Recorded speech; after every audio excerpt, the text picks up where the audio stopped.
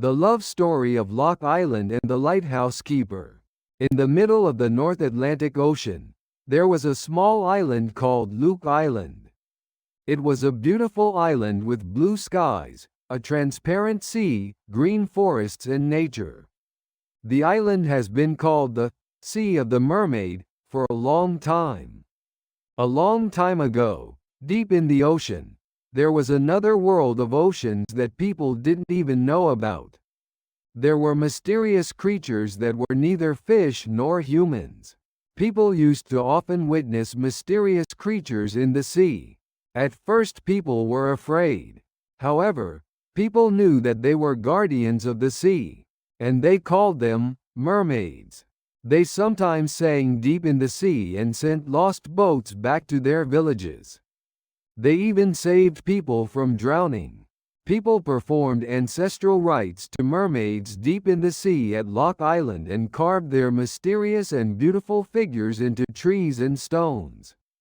However, over time, oil rigs were built all over the sea, and mermaids disappeared one by one as big ships came and went. Now the existence of mermaids has become an old story told by grandfathers.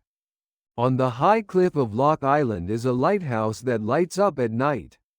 A fisherman named William, who protects the lighthouse, lives in a small hut. William went out to sea by boat during the day to fish, and at night he lit the lighthouse and guarded the sea.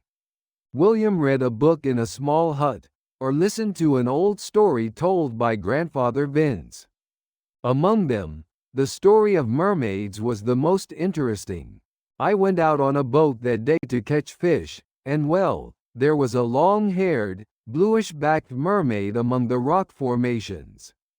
Father John, who guards the small cathedral on the island, also believed that there were still mermaids beyond the sea.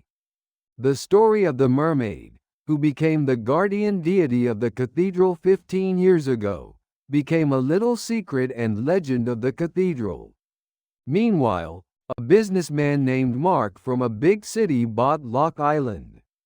Mark was very good at smelling money, thinking, let's use the mermaid legend to attract tourists.